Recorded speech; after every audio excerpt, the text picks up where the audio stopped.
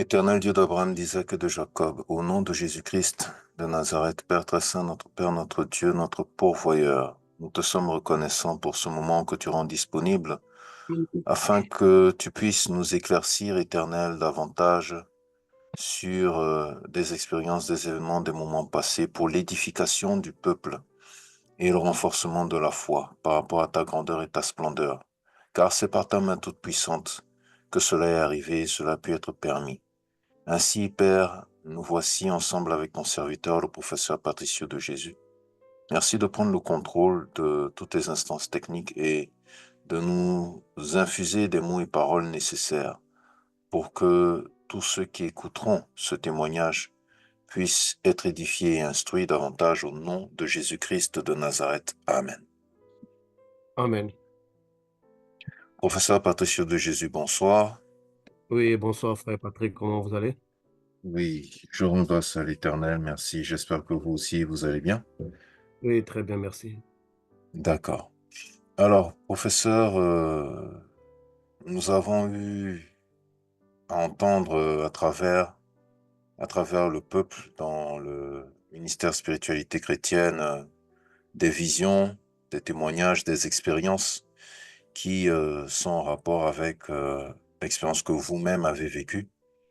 Et donc, nous rendons grâce à l'Éternel que cette opportunité nous soit donnée de pouvoir éclaircir en fait tout ce qui s'est passé, tout le contexte par rapport à cela. C'est pour cela que nous sommes réunis et présents à travers cette plateforme ce soir.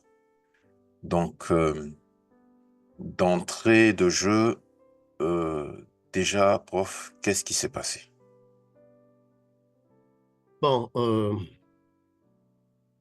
je rends gloire à Dieu, je dis gloire à Dieu pour m'avoir encore accordé une fois de plus l'opportunité d'être ici. Sinon, si ce n'était pas par son amour et par sa volonté, je ne serais pas aujourd'hui ici en train de faire cette émission.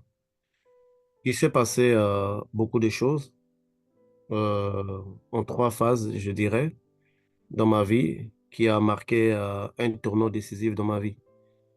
Mhm. Euh, mais avant tout, comme vous venez de le mentionner, il y a des expériences que des gens avaient eues qui mentionnaient cela. Et j'aimerais, si encore vous avez ces enregistrements-là, nous pourrons Ok, les écouter ensemble afin que je puisse trouver un moyen d'y répondre clairement, savoir d'où ça venait d'abord. très bien. Je vais commencer d'abord par l'expérience de la sœur Jenny. Ah, ok. Oui, bonjour Manovka, j'espère que tu vas bien. J'ai eu une vision de toi ce matin. Euh, Tu étais en train de parler, tu étais en train de prophétiser en fait euh, à un frère, mais tu étais en train de parler comme Élie. Tu disais, et c'était une prophétie, hein, tu disais en fait à un frère de se préparer, de véritablement se préparer parce que tu vas bientôt être enlevé et en fait tu vas être enlevé pour un temps. Tu vas être enlevé pour un temps, mais pendant un long moment. Les gens ne te verront plus, les gens ne. Toi, tu seras enlevé pour un long moment, mais après, tu reviendras en fait, tu reviendras en force. Donc moi, je pensais en fait que tu allais aller genre en retraite, hein, je sais pas, mais bref, en gros, c'était en écrit. En fait, c'était des écrits qui s'affichaient. Moi, j'étais en train de lire les écrits. Mais c'est toi qui prophétisais en fait. Et tu prophétisais un frère, tu lui demandais de se préparer sérieusement, très sérieusement, de se préparer spirituellement. Euh, Parce que toi, tu allais être enlevé pour un long moment, mais après, tu allais revenir en force en fait. Donc pendant un long moment, les gens ne vont pas te voir, les gens n'auront pas accès à toi. En gros, c'est comme si tu vas disparaître pendant un long moment et après, tu vas revenir en force, quoi. Donc, j'étais en train de processer la vision, des écrits, parce qu'elle était tellement forte, ça me donnait mal à la tête. Euh, donc, je lisais les écrits, mais du coup, je lisais vraiment j'avais pu lire chaque écrit de cette prophétie-là. Sauf qu'au moment de processer, j'ai pas pu processer parce que ça me donnait mal à la tête. Et donc, du coup, là, ce que je te dis là, c'est ce que j'ai retenu en fait. Mais voilà, c'est comme si tu usais en fait de ta qualité de prophète et tu donnais cette prophétie-là, mais c'était par écrit. C'était des écrits qu'on était en train d'écrire. Mais enfin, un peu comme, je vais pas dire comme, oui, comme le doigt qui était en train d'écrire sur le mur au temps de Daniel, etc., avec le roi Nebuchadnezzar. Mais en fait, on était en train écrire des phrases. Et moi, j'étais en train de lire ces écrits-là. Mais ces écrits-là, on est en train de m'expliquer que c'était ta prophétie. C'était toi qui étais en train de prophétiser à un frère. Voilà.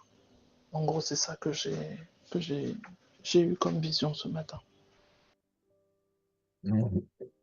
Pardon, donc ça c'est l'expérience de la sœur Jenny.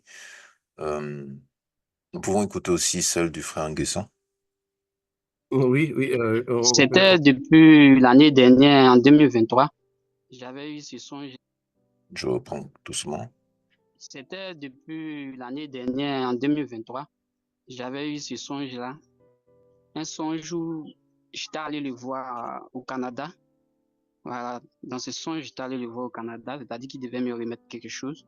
Et là, il y avait une crise au Canada et il a été enlevé. Et j'étais surpris. Il dit, ah, mais c'est tout, hein. Donc, si lui, il a été enlevé, il est monté comme Élie, comme ça, il a été enlevé comme ça. Et puis, il est monté au ciel. Donc, moi, j'étais surpris. Je disais, oui, qu'est-ce que c'est quel rêve ça? Donc, quand je me suis réveillé, ça m'a un peu bouleversé, un peu, mais j'ai dit, j'allais observer les choses pour voir. Et lorsque ça arrivait dernièrement, lorsque je ne sais pas si c'est la sœur Naomi ou la sœur Karine qui avait donné le témoignage dessus, j'avais aussi reçu comme ça, dans le même rêve, où il y avait un type qui était auprès de moi qui me disait non, le professeur sera enlevé. Et puis il tentait de me rassurer pour dire non, ne crains pas, il tentait de me rassurer, ce genre de choses. Et après, quand ça s'est passé, il y avait encore eu un autre rêve où lui-même, le professeur était là, il était avec nous, et puis bon, il tentait de nous exhorter, et puis il tentait de vraiment nous exhorter, il parlait d'autres choses. Donc, je bénis le Seigneur pour ces confirmations-là, parce que à chaque fois que quelque chose arrive, il révèle cela à plusieurs personnes dans le but de confirmer et puis nous consoler. Oui, bonjour, madame. Donc voilà. Voilà déjà ces deux expériences. Et quels sont leurs pays? Est-ce qu'ils sont dans les La mêmes sœur pays? Jenny est à Paris en France et le frère Nguessan est à Abidjan en Côte d'Ivoire. Ok. Hmm. Bon, avant de développer ce sujet, j'aimerais dire que dans la vie chrétienne, il y a plusieurs réalités. Bien étant qu'un grand nombre de ces réalités sont écrites dans la Bible, mais par esprit religieux, lorsque nous les lisons, nous ne voulons pas accepter comme de telles réalités. L'enlèvement va dans plusieurs phases. Quant à moi, j'ai vécu pas seulement l'enlèvement, mais j'ai aussi vécu quelque chose de très étrange que je n'avais jamais pensé que cela pouvait m'arriver maintenant, surtout à l'âge dans lequel je me trouve. Bien étant qu'il y avait des signes spirituels qui indiquaient que quelque chose devrait se passer dans ma vie. Ici, il faut aussi souligner que quand nous sommes dans l'esprit, il y a certaines choses que nous acceptons parce que nous les voyons avec l'œil spirituel. Parce que l'œil spirituel n'évalue pas les choses de la même façon que les yeux physiques. Donc, par exemple, quand vous êtes dans la dimension spirituelle, la mort peut juste être un portail, donc quitter un endroit pour un autre.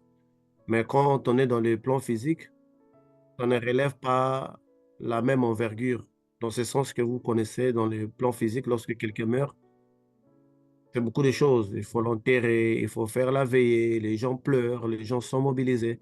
Donc, vous voyez, ça ne relève pas le même impact dans l'esprit, tout comme dans les physiques. Donc, lorsque nous devrions passer ce genre de message aux gens spirituellement, nous ne sentons pas le poids de cet événement-là parce que nous n'avons pas la même conscience que quand nous sommes dans les physiques. Bon, le frère Nguesson, on avait eu la vision très longtemps, c'est déjà depuis 2023. Quant à la sœur Jenny, elle vient d'avoir la vision, ça fait 3 ou 4 semaines passées seulement, Tout récemment. à fait, tout à fait. Oui. Euh, Quand il avait eu cette vision, il a 3 ou 4 semaines passées, excusez, je ne m'attendais pas que les choses pouvaient être aussi vite que je me disais, bon oui, c'est vrai, ça va, mais ça peut être dans 20 ans, 10 ans, 15 ans, 60 ans, 40 ans. Vous voyez, ce confort mental dans lequel l'homme cherche pour aller se cacher, ou ce confort que j'appelle très souvent l'incertitude, parce qu'un grand nombre d'entre nous, nous voulons nous cacher dans notre incertitude mentale pour se dire que, bon, écoute, moi, je vais mourir, ça va pas arriver maintenant, ça va arriver quand je serai vieux, mais en réalité, chacun d'entre nous, dans sa poche ou à la maison, il a une carte d'identité qui dit sa date de naissance. Mais dans cette même carte d'identité, il n'y a pas la date de sa mort. Pour dire, Mhm. pour dire que nous sommes dans une incertitude. Étant dans cette incertitude, nous devrions nous sentir un peu angoissés, inquiets, cherchant, méditant sur cette chose que nous ne savons pas si ça va nous arriver aujourd'hui ou demain. Mais l'être humain, c'est comme si cette incertitude-là les console, puisqu'il ne sait pas, il s'est dit, bon, voilà, je ne sais pas, je vais me lancer dans la prostitution, je ne sais pas, je vais voler, je ne sais pas, je vais tricher, je ne sais pas, je vais faire le mal. Or, ça devrait nous inquiéter, en fait, Mhm. parce que c'est quelque chose que nous ne comprenons pas, c'est quelque chose que nous ne savons pas quand ça peut arriver. Donc, la peur de la mort, ça nous a mené à choisir cette section mentale de l'incertitude pour s'y réfugier là, pour se consoler en fait. Et à Mhm. partir de ce point-là, nous reculons tous les événements qui concernent notre départ. Parfois, notre mort pouvait être juste à côté, dans les jours qui viennent, dans les heures qui viennent. Vous voyez? Parce qu'on refuse catégoriquement de les voir. Bon, quant à moi, il s'est passé quelque chose de très étrange le 17, mardi le 17 septembre 2024. Ceci reste pour moi une date symbolique. Et je pense que si on doit commencer à fêter l'anniversaire de ce ministère, je pense que je choisirais même cette date-là pour commencer à, à fêter ça. Et Mhm. effectivement, lorsque j'avais créé la page Facebook, je pense l'avoir créée aussi en septembre. Je vais vérifier pour la spiritualité chrétienne lorsque j'ai commencé premièrement. Je pense que c'est entre septembre et octobre, c'est dans ces 2 mois-là que je l'avais créé. Alors, puisque les jours, je ne me rappelle plus. Donc, si désormais nous devrons fêter l'année du ministère, je pense qu'on va aller à ce mois de septembre, donc qui serait pratiquement le 17 septembre. Mais de toutes les façons, après l'émission, je vais vérifier pour voir la date exacte où j'avais créé la page. Ça va me donner une idée, je pourrais faire un lien. Le 17 septembre, je dormais, c'était vers 1h35, quelque chose comme ça, lorsque j'ai senti que je fus projeté hors de mon corps. Or, la majorité, lorsque ce genre de choses arrivent, c'est pour avoir soit un voyage spirituel, c'est pour avoir une expérience, aller ailleurs, aller aider des gens. Vous voyez, je suis un peu habitué avec les expériences hors du corps, parce que ceci, Mhm. c'est la particularité de mon ministère depuis le tout début. Mhm. Donc, lorsque je sors du corps, je me rends compte que quelque chose n'était pas comme auparavant. Vous savez, quand vous sortez du corps, quand vous êtes projeté hors du corps pour avoir des expériences spirituelles comme Ézéchiel, comme Jean dans le livre de l'Apocalypse, tous ces genres d'expériences-là qui se passent hors du corps, il y a toujours quelque chose en nous qui semble être relié à notre corps physique.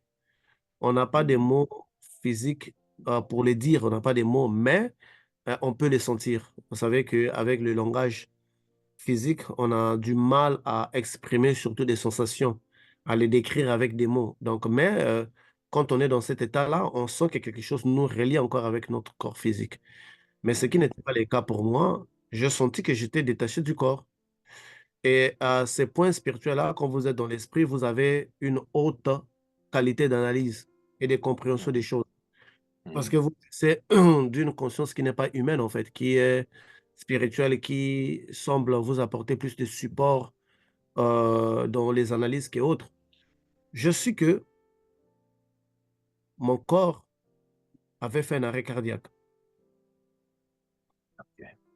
Je ne sais pas si je dois l'appeler la mort ou je dois juste l'appeler l'arrêt cardiaque parce que le mot, en fait, la mort, euh, je sais que plusieurs personnes voudront prendre gloire à ces mots, mais pour moi, ça sonne un peu comme un peu un petit traumatisme, je dirais.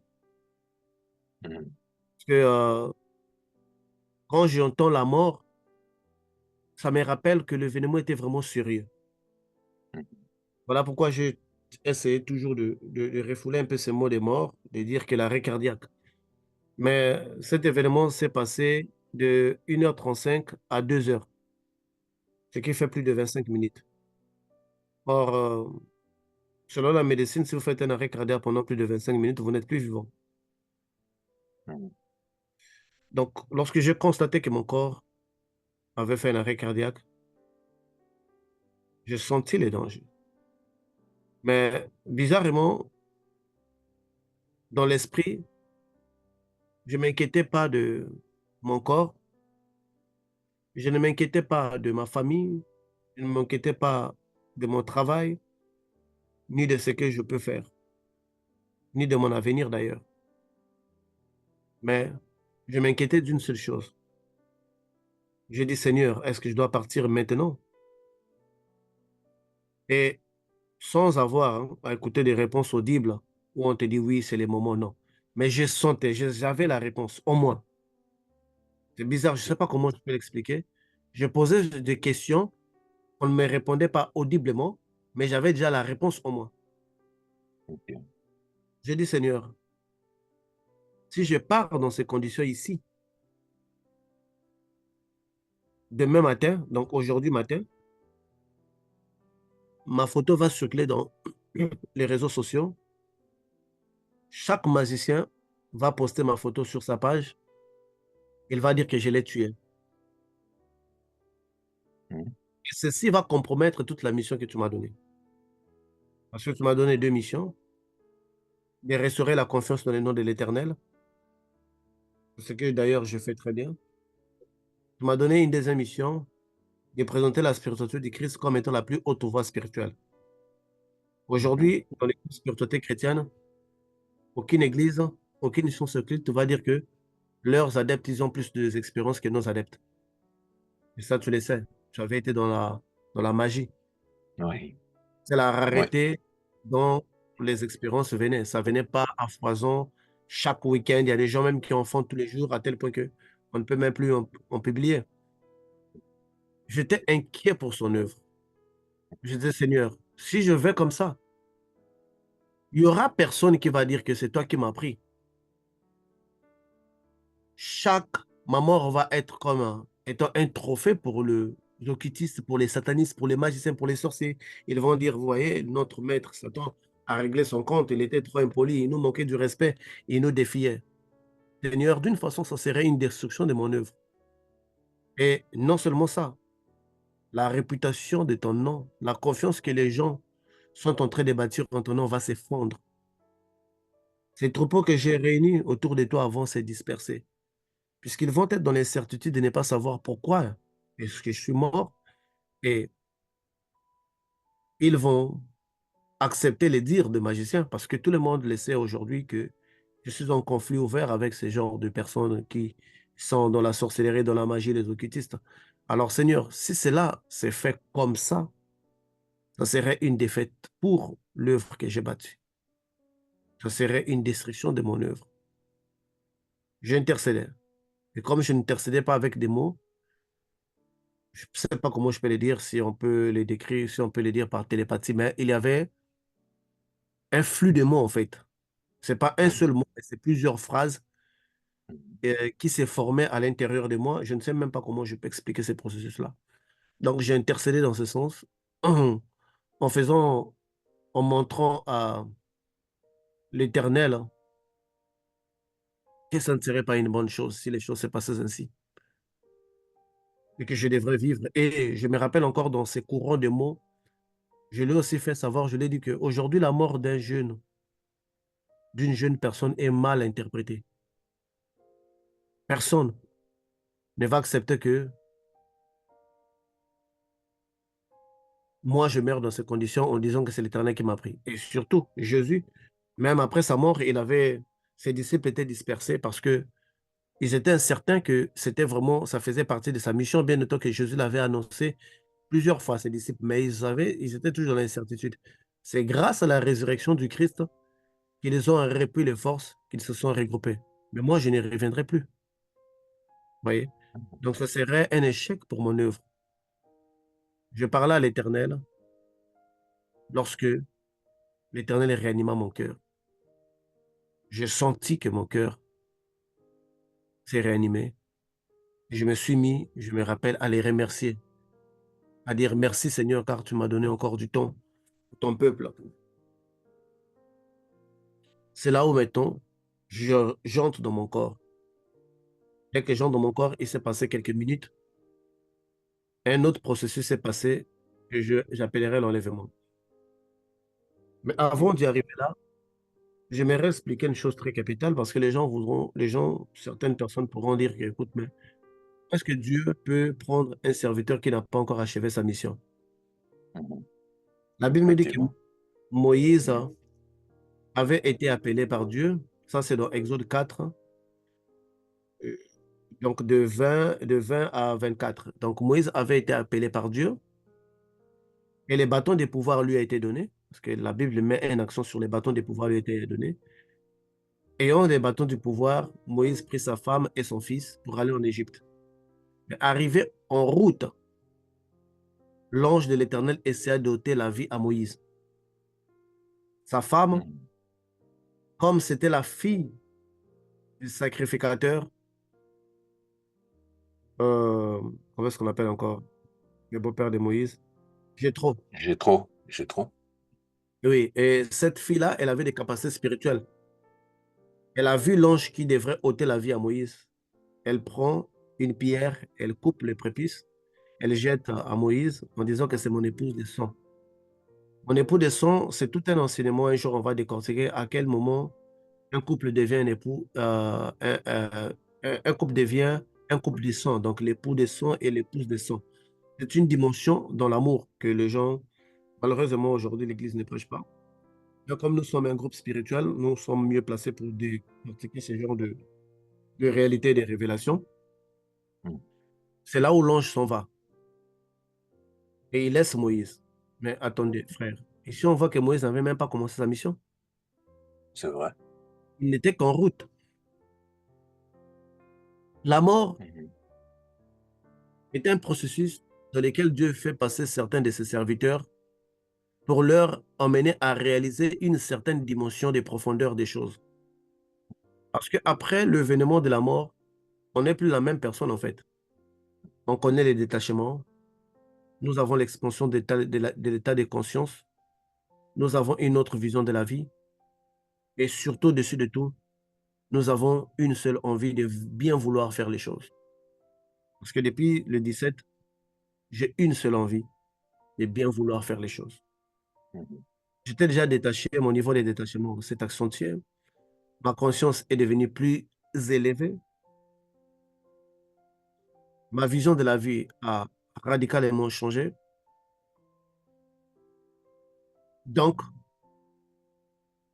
Dieu fait passer certains serviteurs par les processus de la mort pour leur permettre d'atteindre une autre dimension. Et nous pourrons le voir euh, avec Moïse qui avait flairé la mort. Parce qu'après cela, tu sais, lorsque l'Éternel t'envoie quelque part, et le même Éternel a failli te ôter la vie, Mhm. à Mhm. avoir la crainte de Dieu Oui, et savoir que ce Dieu-là, on ne blague pas avec lui. Vous voyez, c'est donc ça. ça mène encore dans une autre dimension parce que tu vas te poser des questions comme il faut. Tu vas te dire, ben, écoute, moi, Moïse, j'étais censé aller en Égypte. Je suis un enfant né dans la prophétie. Je suis celui qu'Israël attendait pour les délivrer. Bon, si Dieu m'aurait ôté la vie, donc Dieu pouvait susciter une autre personne à ma place parce qu'il devrait tenir sa promesse. Mhm. Si vous arrivez à ce questionnement-là, si vous arrivez à ce questionnement-là, ça vous fait sentir que vous êtes petit. Mhm. Que Amen. Dieu reste toujours Dieu, il a plusieurs options. Même si tu es la personne de la prophétie qui devrait délivrer Israël, Dieu peut s'en passer de toi et susciter une autre personne. Donc, ça nous emmène en fait à être un peu humble. Nous les voyons aussi avec Paul. La Bible dit que Paul prêchait, après on les lapida. On les lapida, ses ennemis pensaient que Paul était mort. Vous savez, quand vous lapidez quelqu'un et vous le laissez pour mort, on pensait qu'il était mort. Ça veut dire que, attendez, les Juifs, la première personne qu'ils avaient lapidée, ce n'était pas Paul. C'était toute leur vie. Donc, ils savaient quand quelqu'un mourait et quand quelqu'un ne mourait pas. Voir, quand on lapide une personne, qu'est-ce qui se passe? La personne agonise, non? Oui. Commence à respirer profondément. Ça se passe comme ça. Donc, une personne qui respire profondément, on ne peut pas le laisser pour mort. Bien sûr. On va dire qu'il est encore vivant. Donc, les Juifs qui avaient cette culture-là de lapider les gens, ils savaient se rassurer que la personne est morte. Justement. Donc, s'ils avaient laissé Paul pour mort, ça veut dire que Paul présentait les signes de la mort. N'est-ce pas? Oui. Parce que tous ces groupes-là se disent qu'on peut s'en aller, il est mort. Donc, aucun d'entre eux n'a dit que non, il n'est pas mort. On va essayer de vérifier. Donc, si tous ces groupes-là qui lapidaient Paul, ils étaient convaincus, donc ça veut dire que Paul était passé dans un processus et pour les Juifs, il était mort. On l'a laissé. Après, la Bible dit qu'il s'est réveillé et Allah encore prêché avec ses blessures. On voit aussi Paul avait passé par ces processus de la mort-là. Et également Jonas. La Bible, et beaucoup de pasteurs ont prêché que Jonas était avalé par, par le gros poisson, la baleine. Il est resté là-bas 3 jours. Jonas n'était jamais resté 3 jours dans les ventres d'une baleine. Jonas était mort dans les ventres de la baleine pour changer sa vision et son point de vue. D'ailleurs, ça, nous pourrons le lire. C'est dans Jonas 2 jusqu'à 9.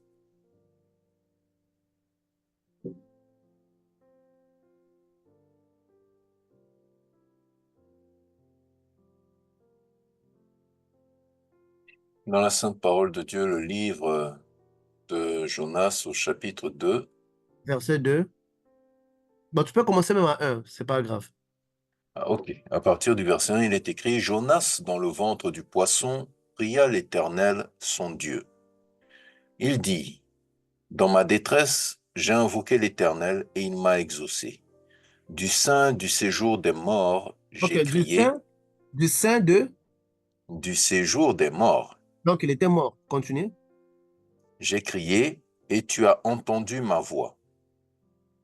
Tu m'as jeté dans l'abîme, dans le cœur de la mer, et les courants d'eau m'ont environné. Toutes tes vagues et tous tes flots ont passé sur moi. Je disais, je suis chassé loin de ton regard, mais je verrai encore ton saint temple. Les eaux m'ont couvert jusqu'à m'ôter la vie. L'abîme m'a enveloppé, les roseaux ont entouré ma tête. Je suis descendu jusqu'aux racines des montagnes. Les barres de la terre m'enfermaient pour toujours. Mais tu m'as fait remonter vivant de la fosse, Éternel mon Dieu. Quand mon âme était abattue au-dedans de moi, je me suis souvenu de l'Éternel, et ma prière est parvenue jusqu'à toi dans ton saint temple. Ceux qui s'attachent à de vaines idoles éloignent d'eux la miséricorde. Pour moi, je t'offrirai des sacrifices avec un cri d'action de grâce. J'accomplirai les vœux que j'ai faits. Le salut vient de l'Éternel. Amen. Amen. L'Éternel parla au poisson, et le poisson vomit Jonas sur la terre. Amen. Ici, dans le livre de Jonas, c'est clair, on nous dit qu'il était dans les séjours des morts. Donc, Jonas aussi avait connu le processus de la mort. Pour avoir cette conscience qu'il avait, parce que Jonas n'avait pas de l'importance pour la vie humaine.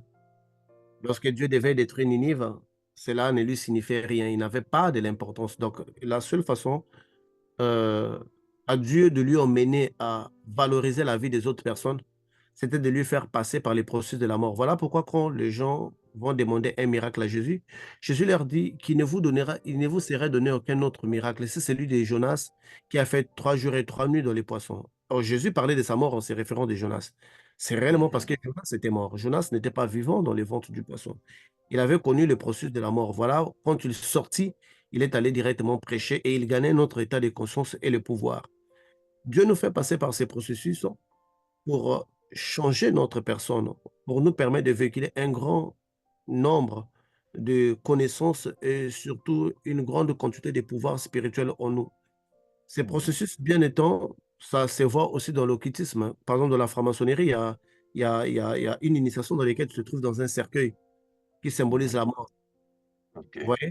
Donc, dans plusieurs voies occultes, ils calquent aussi ces processus-là de passer de la mort pour arriver à parvenir à éteindre quelque chose.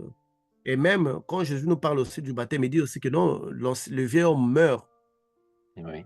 Nous sommes morts avec lui, nous avons ressuscité avec lui et nous sommes assis ensemble dans les lieux célestes. Donc Dans la les mort, lieux célestes. oui, donc la mort est un processus dans lequel Dieu fait passer des gens pour leur donner une autre conscience plus élevée, pour leur permettre de véhiculer un grand nombre de pouvoirs. Donc ceci se trouve dans plusieurs rituels occultes, même dans ceux-là qui font du satanisme ou ceux-là qui vont voir des marabouts. Il y a des cérémonies, on vous dit de dormir dans une tombe. Dans les vaudous, il y a ce genre de cérémonies-là où tu dors dans une tombe, c'est comme si on t'enterrait.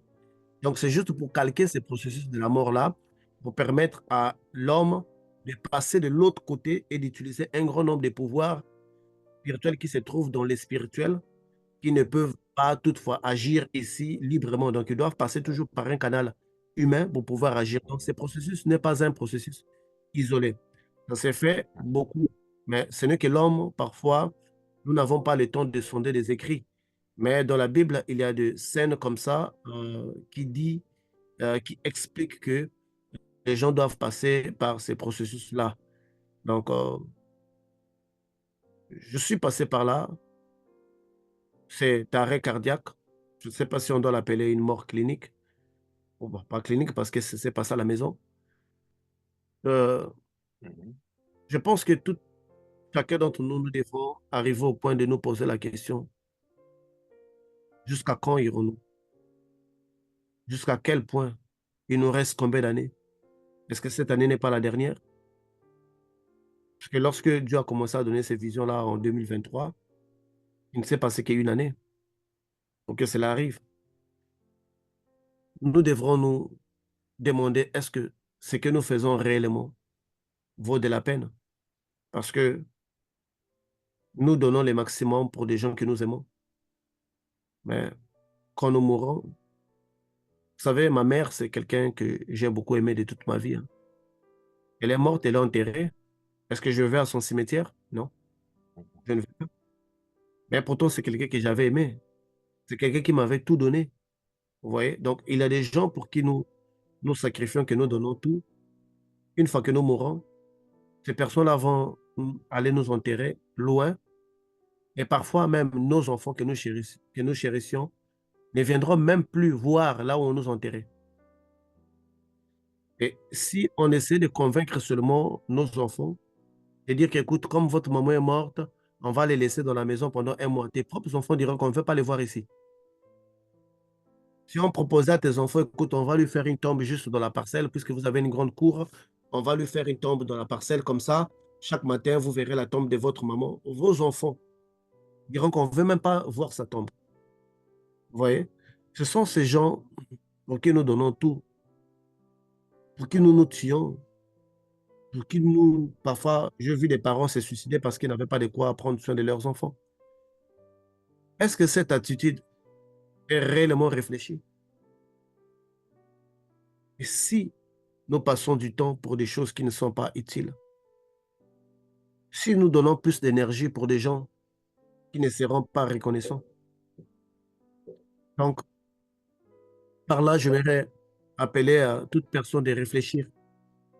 Moi, le processus que j'ai passé, ce n'était pas une attaque spirituelle parce qu'à cet instant-là, je savais qu'est-ce qui s'est passé. Mais je savais que j'allais passer par un processus. Je n'avais pas imaginé que ça serait la mort. Je n'avais pas imaginé que ça serait l'arrêt cardiaque pendant plus de 25 minutes. Je n'avais pas imaginé que ça devait être comme ça. Donc, en intercédant, Dieu m'a fait grâce. Dieu m'a redonné une seconde chance. Je dirais que la personne que j'étais, elle était morte mardi le 17 septembre 2024, entre 1h35 et 2h. Aujourd'hui, la personne que je suis, je me vois comme étant une nouvelle version de moi-même. J'ai beaucoup gagné là Amen. de cette expérience parce que ça m'a permis de voir la vie différemment. Et je me rends compte que si j'étais allé très loin, très haut dans mon ministère, sans pourtant que je passe à ces processus ici, il se pourrait que j'allais parfois perdre de l'humilité. Il se pourrait que j'allais parfois aussi pas bien faire les choses parce que je devrais me dire que écoute, je suis encore là, j'aurai encore le temps de réparer. Mais Dieu m'a montré que on n'a pas toutefois le temps de réparer en fait. Qu'il peut nous prendre à n'importe quel moment. Ça, c'est l'un des facteurs qui fait que les gens passent par les processus de la mort. L'autre facteur, c'est la mort définitive. Si Dieu envoie un serviteur, parce que Dieu attache toujours son message à son serviteur, peu importe lequel. Si le peuple, dans une génération, ils n'ont pas accepté ses messages, il va retirer son message. Mais puisque son message est attaché à son serviteur, qu'est-ce qui se passe? Il retire les deux. Parce que le message est représenté par les serviteurs. On ne peut pas séparer un messager de son message. Ça n'existe pas pour Dieu. Si vous n'acceptez pas le message, ça veut dire quoi? Ça veut dire et le messager, ils doivent être retirés parce que vous n'avez pas su saisir l'opportunité. Donc, aussi, si le brebis que vous êtes en train de paître ne sont pas en mesure de recevoir votre message, il se pourrait que Dieu aussi écarte le messager et son message. Comme je l'avais dit hier, pour les êtres humains, la mort, c'est quelque chose de grand et d'étrange, mais pour Dieu, ce n'est pas. Vous êtes toujours devant lui, devant sa face. Que vous soyez dans les séjours des morts, dans les paradis ou sur terre, vous êtes toujours devant la face de l'Éternel. Vous savez, quand je voyageais, il y a des amis qui normalement devraient faire le deuil. Mais ils n'avaient pas fait le deuil parce qu'ils se sont dit que, bon, écoute, il est juste parti là aux États-Unis. Mais en réalité, c'est aussi la mort parce que certains de ses amis, ils sont morts, on ne s'est plus revus. Donc, mon voyage, en réalité, aussi représentait la mort parce qu'il y a même des membres de ma famille, pendant que je suis ici aux États-Unis, qui sont aussi morts. Je ne les ai plus jamais revus. Donc, c'est aussi la mort, en fait. Mais on se consolait du simple fait de savoir qu'ils se trouvent dans un pays donné. Pour Dieu aussi, c'est comme ça. Vous ne disparaissez pas devant sa face. Vous étiez dans la terre, vous vous retrouvez dans un autre monde. Donc, son amour ne se stoppe pas. Il continue toujours de vous voir. Donc, la mort ne relève pas de la même envergure pour Dieu et pour l'homme. Je vais donner un exemple simple. Vous savez, un berger, peu importe l'amour qu'il a pour son troupeau, mais lorsqu'il reçoit des visiteurs, des marques, il va tuer sa brebis. Oui. Écoutez, si on se base dans les points de vue d'une brebis, ils se diront comment? Oh, parce que notre maître, il a reçu des visiteurs, il a tué mon oncle, il a tué mon fils, il a tué mon père. Il pouvait développer de la haine. Or, le berger, pour lui, c'est un acte d'amour. C'est un baiser. Et les troupeaux, le plus gras, le plus mieux, c'est celui-là qui donne à manger. Vous voyez? Donc, j'ai toujours dit aux gens, pour comprendre une espèce, il faut être dans cette espèce-là. Parce que si vous n'êtes pas un homme, vous ne pourrez pas comprendre cet acte-là que l'homme pose pour ses brebis. Si vous l'analysez étant une brebis. De la même manière aussi, si vous n'êtes pas Dieu, vous ne pourrez pas comprendre l'acte que Dieu pose en prenant par exemple son serviteur. Vous allez rester dans les douleurs ou dans quoi, mais pour lui, il n'a pas le même point de vue que nous. C'est ce qui emmène d'ailleurs Dieu à poser ce genre d'acte-là sans pourtant voir dans notre œil, dans notre ongle. Il sait que ça c'est fait, vous allez vous retrouver quelque part un jour après un certain jour. Vous voyez? Donc, il y a ce genre de choses-là que nous devrions tenir en compte. Donc, cela s'est arrivé, ça s'est passé avec moi.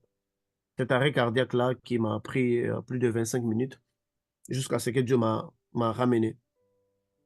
Et après, quand je rentre dans mon corps, il s'est passé quelque chose. Ok. Depuis que j'étais enfant, Oui. parfois j'entends des bruits de cigales, mais c'est plusieurs cigales qui chantent à la fois. Beaucoup. Mhm. Et quand Mhm. cela arrivait quand j'étais enfant, après juste ce bruit de cigales, j'étais plongé dans un rêve qui se déroulait en noir et blanc. Ces rêves semblaient tellement être réels, des aventures réelles, Mhm. que cela perturbait mon esprit. Toutefois que j'entendais le bruit des cigales, je me débattais pour me réveiller, pour que je ne plonge pas dans ces rêves-là. Et parfois, je n'arrivais pas et je plongeais toujours dans ces rêves-là.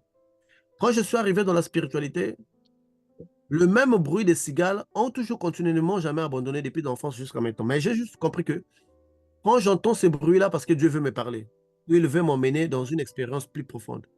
Donc, vous voyez, les instruments avec lesquels Dieu utilise dans notre vie aujourd'hui, ce sont des petits instruments que nous avions depuis longtemps. Voilà pourquoi je dis toujours, on est déjà spirituel. La spiritualité naît dans le cœur de l'homme par la volonté de Dieu suprême lui-même. Il y a déjà des éléments spirituels qui sont déjà en nous depuis très longtemps, que nous apprenons juste à développer avec les temps que non, ça, c'est le langage de Dieu. Mais dans le passé, cela m'est plongé dans des rêves bizarres. Je me rappelle un autre rêve. Un enfant était tombé dans les puits et ses parents les cherchaient, ne les trouvaient pas. Je ne sais pas aujourd'hui expliquer si ces rêves-là étaient des réalités vécues des gens ont vécu quelque part dans les mondes, dans un passé. Mais comme c'était des rêves en noir et blanc qui semblaient tellement être réels, et cela me faisait peur, vraiment peur. Et quand j'ai commencé à prier Jésus-Christ de Nazareth, je me suis rendu compte que le même bruit des cigales venait, en une année, ça peut venir 3 ou 4 fois. Mais quand ça venait, c'est parce que Dieu me voulait vraiment me parler, il voulait m'emmener à une expérience. Donc, dès que je suis rentré dans mon corps, j'ai maintenant entendu encore ces bruits des cigales-là. Je dis, ah, certainement l'Éternel veut me parler maintenant. J'étais rassuré parce que je savais que j'étais revenu à la vie, mon cœur battait, mon corps était là, je me sentais vraiment bien. Alors, je dis, Seigneur, je suis là. Frère, l'enlèvement que la sœur avait vu, que le frère a dit, est réel. Mhm. Je te dis que je me vois quitter mon lit, je me soulève. Paul avait dit, il connaît quelqu'un qui était allé au troisième ciel, il ne saurait le dire si c'était dans l'esprit ou dans le corps. Il saurait le dire. Mhm. Mhm. Moi aussi, aujourd'hui, je ne saurais le dire que si c'était dans le corps ou c'était dans l'esprit. Mais tout ce que je sais, je quittais mon lit, j'étais léger, je sors de la toiture, je commence à filer vers le ciel. Au fur et à mesure que je filais, frère, la vitesse augmentait. Je n'étais pas dans les spirituels, j'étais dans les physiques. Je vois les tôles de la maison, je sors, j'entre dans l'univers. J'ai pris une vitesse. Mhm. Jamais de toute ma vie, je voyageais à une telle vitesse dans les spirituels. C'était une grande vitesse que je voyais les étoiles. Vous savez, les étoiles entre elles sont vraiment éloignées, hein. Mais je Bien les sûr. traversais une par une. Et il y avait les bourdonnements dans mes oreilles. Donc, de la vitesse, Ok. en fait. La pression de la vitesse était tellement. J'ai traversé des voies lactées. J'ai traversé des vitesses des étoiles. Et tellement que la vitesse était grande, je suis envahi par une incertitude. J'ai commencé à intercéder en disant que l'ange de l'Éternel tiens-moi toujours la main et ne m'abandonne pas. Je ne voyais pas l'ange, bien sûr. Mhm. Mais je intercédais, je disais que non, l'ange, tiens-moi la main, ne m'abandonne pas, je suis ton serviteur. Frère, j'ai fait des milliards de kilomètres. Des milliards de kilomètres. Jusqu'enfin, plus loin, je ne pourrais pas les définir en termes de distance parce que c'était vraiment des milliards de kilomètres. C'est là où je vois une planète qui ressemble à la nôtre, Ok. frère. Depuis de loin, ça m'a tapé à l'esprit parce que vous savez, le globe terrestre, on le voit dans des photos, dans des clichés de NASA, ainsi qu'autres. Bien On a déjà... sûr. Bien sûr. Oui, oui. Lorsque je vois cela, je me dis, mais tiens, ça ressemble à la Terre. Frère, je file vers cette planète, si vous voulez que je l'appelle ainsi.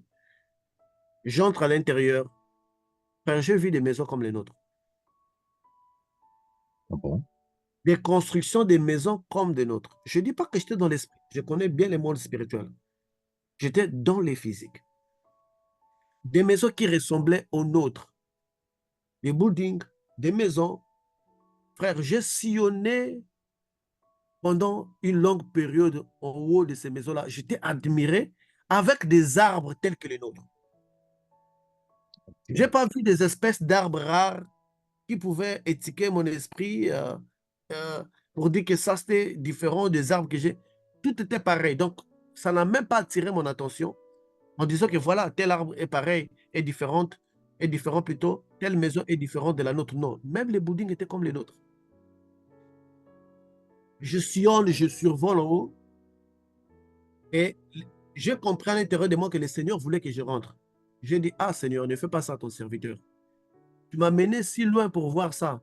Permets-moi afin de voir quel genre des habitants qui sont dans cette planète.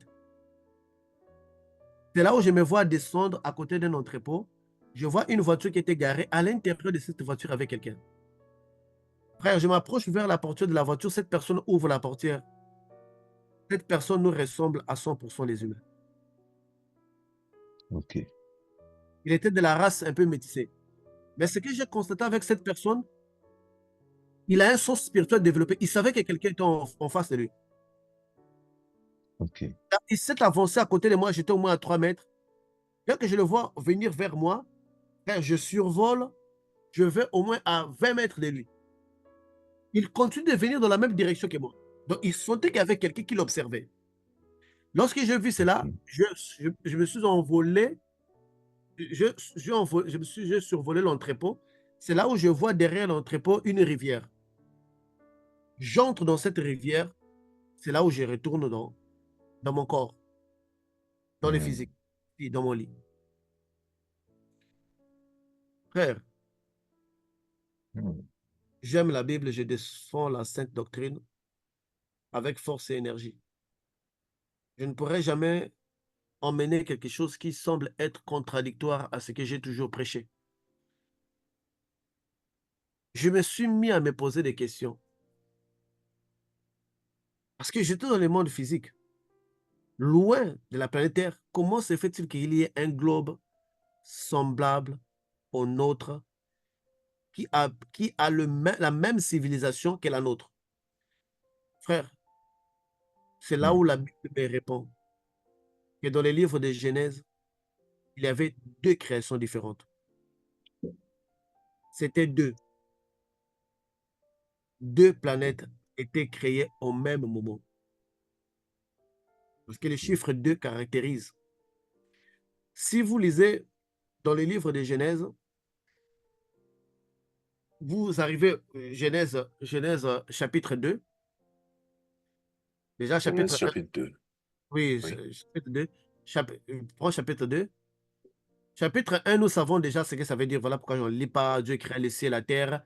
Et dans le chapitre 2, donc dans le chapitre 2, lisez. Dans la sainte parole de Dieu, le livre de la Genèse au chapitre 2. Non, avant d'arriver là, Oui. dans le chapitre 1, donc dans le chapitre 1, Dieu créa les arbres, créa la nature, créa les animaux. Et Oui. le 6e jour, Dieu créa l'homme et la femme. Oui, À l'homme et la l'instant, femme. Oui. Oui. l'homme et la femme furent créés le 6e jour. Oui. Et dans le livre de Genèse 1, on ne voit aucun fleuve, fleuve Tigre, fleuve, on ne voit aucun fleuve. Oui. On voit la création des eaux et autres. Dieu créa un homme et une femme le 6e jour. Il est béni et dit, soyez féconds, multipliez-vous et remplissez la terre. L'homme et la femme sont venus dans les mêmes jours. On ne nous dit pas ici que cette femme ici-là avait été tirée des côtes de l'homme. Non. Cette première création ici, on ne dit pas qu'elle était tirée. Mais par contre, quand on va dans Genèse 2, on trouve un homme qui avait été fait tout seul, qui resta longtemps tout seul. Il compta tous les animaux. Vous savez qu'il y a des millions d'espèces d'animaux. OK?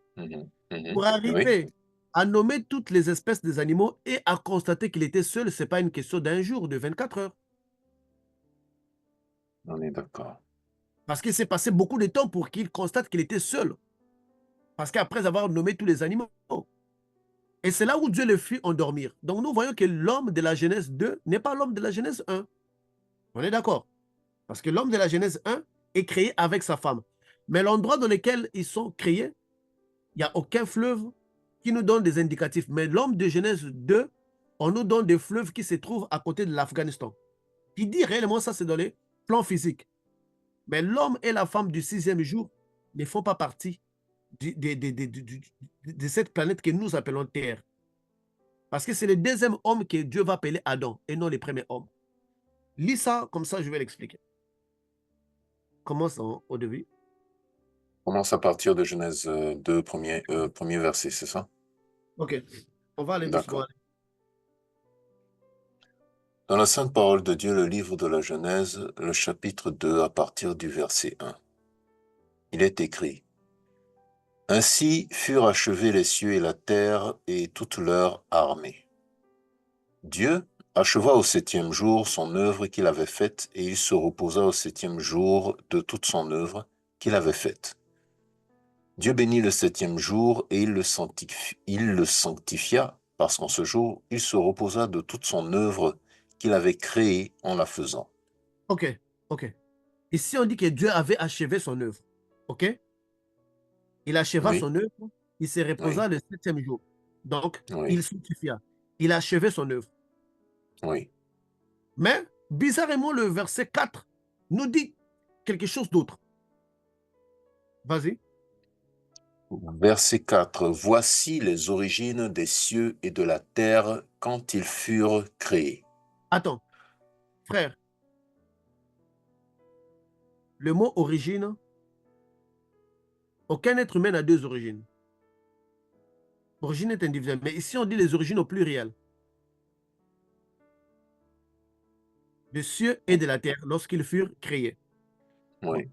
De quels cieux et la terre dont on nous parle, si les premiers déjà, ça c'est expliqué en profondeur. On dit les premiers jours, dit la lumière soit, ainsi que autres, il créa les arbres, les animaux, il créa, il s'acheva et il s'assit. Mais de quelle terre on nous parle encore ici? Parce que dans le Genèse 1 jusqu'au 2, jusqu'au chapitre 2, jusqu'au verset 3, on nous a décrit avec précision toute cette première création de l'homme et la femme créés le 6e jour. Mais ici, Mhm. on nous parle encore d'une autre terre, d'une autre origine. Finalement, on a combien d'origines? Si la première qu'on avait analysée dans Genèse 1 n'est pas celle-là, alors d'où vient encore cette terre? Lis, frère. Lis verset par verset. Voici, verset Oui, 4. Voici les origines des cieux et de la terre quand ils furent créés, lorsque l'Éternel Dieu fit une terre et des cieux. Verset ok, 5. Aucun arbuste des champs n'était encore sur la terre, et aucune herbe des champs ne germait encore, car l'Éternel Dieu n'avait pas fait pleuvoir sur la terre, et il n'y avait point d'homme pour cultiver le sol. ok, Verset 6. Mais une vapeur s'éleva de la terre et arrosa toute la surface du sol. Verset ok, 7. Verset 7. L'Éternel Dieu forma l'homme de la poussière de la terre. Il souffla dans ses narines un souffle de vie, et l'homme devint un être vivant. ok. Dans Genèse 1, on nous dit que Dieu avait formé l'homme et la femme, n'est-ce pas? Oui. Mais dans Genèse 2, on nous dit bizarrement qu'il n'avait créé qu'une seule personne, juste un homme. En premier, dans Genèse Mhm. 1, l'homme était la création du 6e jour, après avoir tout Mhm. créé, les Mhm. arbres, machin. Mais ici, Tout à fait. ici, on trouve que ici, Dieu commence d'abord par créer l'homme seul, sans aucune femme, qui est au départ, qui est au début, à part la vapeur qui venait, mais qui est au début. Ici, on voit que au début, il n'y avait pas d'arbre. Mais par contre, dans Genèse 1, on nous dit qu'au début, Dieu avait commencé par les arbres. La terre produisait les arbres selon son espèce. Mais ici, on nous dit qu'il n'y avait aucun arbre. Dieu créa l'homme de la poussière de la terre tout seul. Puis, il faut aller 8. Verset 8. Puis l'Éternel Dieu planta un jardin en Éden, du côté de l'Orient, et il y mit l'homme qu'il avait formé. Formé. Écoute, ici, on trouve que l'homme a été fait à part et il est mis dans un jardin tout seul, qui n'a pas de femme. Il planta les arbres après. Vas-y, 9. Verset 9. L'Éternel Dieu fit pousser du sol des arbres de toute espèce, agréables à voir et bons à manger, et l'arbre de la vie au milieu du jardin, et l'arbre de la connaissance du bien et du mal. Ici, on voit que c'est contradictoire, en fait. N'est-ce pas? Ici, on voit l'homme vient avant les arbres. Dans Genèse 1, on voit l'homme qui trouve tous les arbres déjà avec les animaux. Ici, l'homme vient en premier. Les arbres furent plantés, l'homme les voyait. Vas-y, 10. Au verset 10, il est écrit, « Un fleuve sortait d'Éden pour arroser le jardin, et de là, il se divisait en 4 bras. » Verset 11, « Le nom du premier est Fishon. C'est celui qui entoure tout le pays de Havila où se trouve l'or. » Ok. Verset 12, « L'or de ce pays est pur. On y trouve aussi le bdellium et la pierre d'onyx. » Verset 13, « Le nom du second fleuve est Gihon. C'est celui qui entoure tout le pays de Couche. Le nom du troisième est Hiddekel. C'est celui qui coule à l'orient de la Syrie. Le quatrième fleuve, c'est l'Euphrate. » Ok. Ici, frère, on voit qu'à partir de fleuves, on peut être certain que nous sommes dans cette planète, n'est-ce pas? Parce que ce sont des fleuves qui existent. Mais dans la première création, on ne parle pas de fleuve. Donc, dans la deuxième création, on est sûr qu'on est sur la terre. Mais le premier, ni toi, ni aucun pasteur ne peut être sûr qu'on est sur terre. Et ici, tout ça, l'homme est tout seul. Je ne sais pas si tu le constates. Donc, on crée les arbres devant lui. Donc, ici, l'homme ici est le premier avant la création des arbres ainsi qu'autres. Mais là-bas, les arbres, les animaux étaient les premiers. L'homme fut créé le 6e. L'homme et la femme furent créés le 6e jour. Mais ici, un homme seul qui a vu tous les jardins naître devant lui.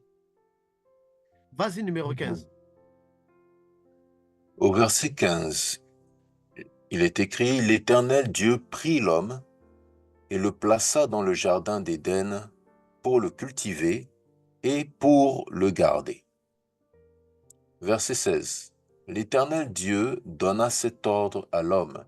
« Tu pourras manger de tous les arbres du jardin. » Verset 17. « Mais tu ne mangeras pas de l'arbre de la connaissance du bien et du mal, car le jour où tu en mangeras, tu mourras. » Allez-y, 18. Verset 18. L'Éternel Dieu dit, « Il n'est pas bon que l'homme soit seul. Je lui ferai une aide semblable à lui. » Verset 19.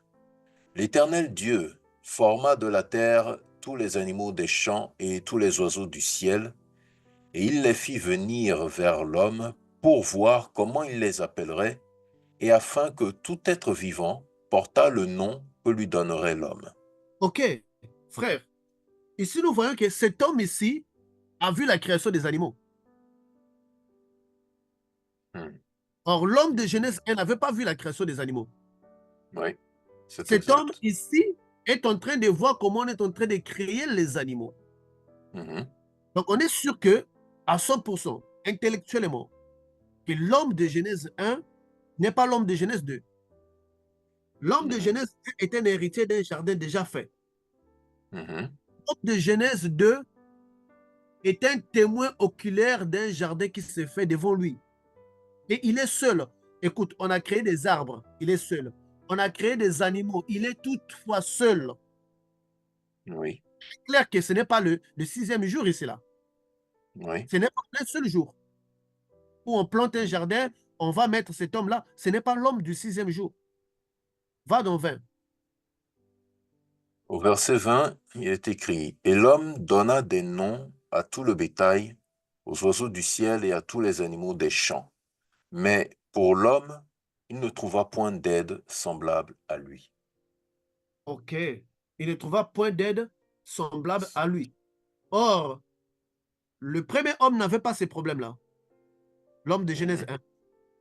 Mhm. Il fut créé le même jour.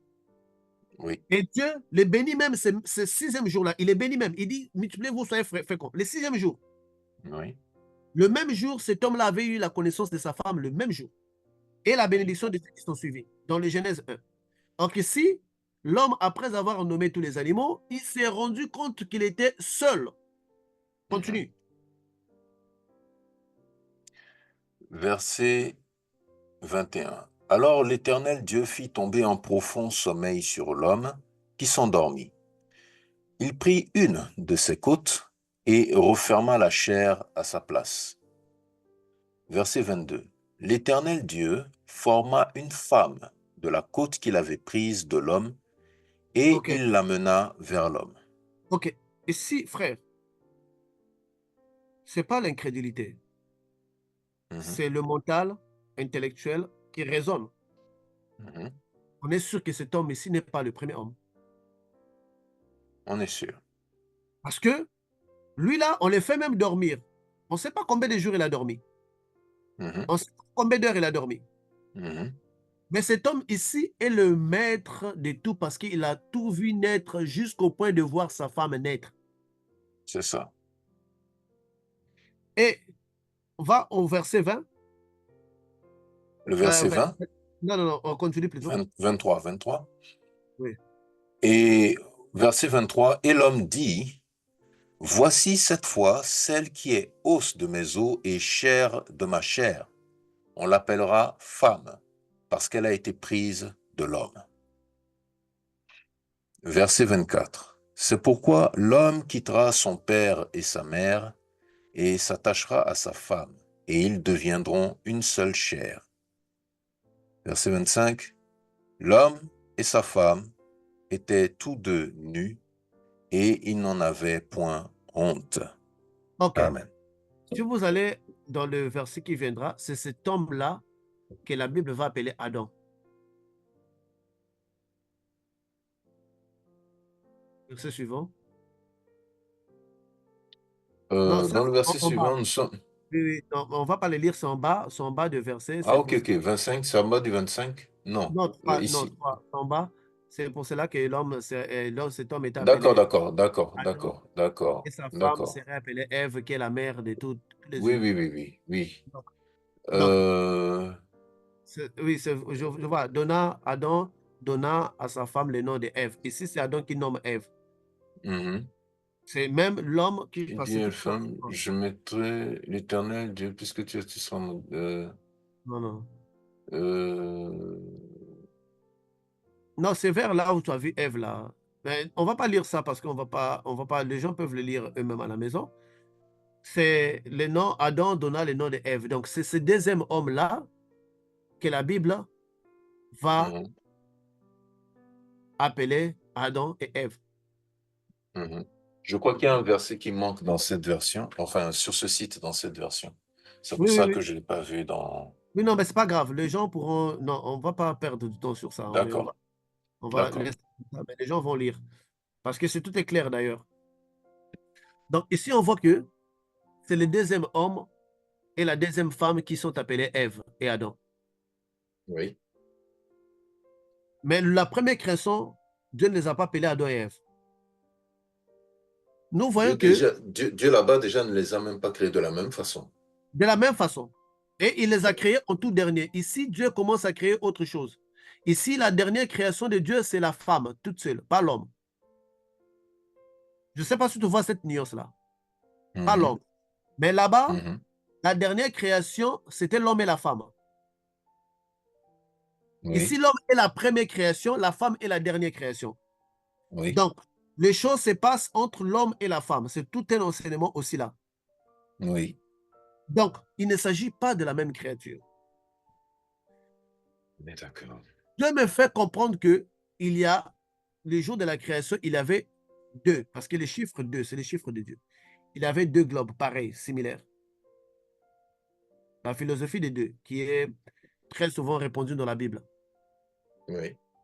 Dieu créait dans deux planètes à la fois. Je sais quand on lit la Bible, on les lit avec parfois fanatisme. Parfois, Religiosité. oui, parfois, on craint de poser les questions pour ne pas s'appeler incrédule. Oui. Cette Ou attitude, anathème. Oui. oui, ou anathème, cette attitude nous emmène à ne pas se poser de véritables questions. Ici, à toutes les personnes qui vont nous suivre, ils peuvent lire Genèse 1 et Genèse 2, ils verront qu'il ne s'agit pas de la même création parce que les Dans mots de toutes les création versions. ne sont pas dans toutes les versions, parce que les mots de création ne sont pas les mêmes.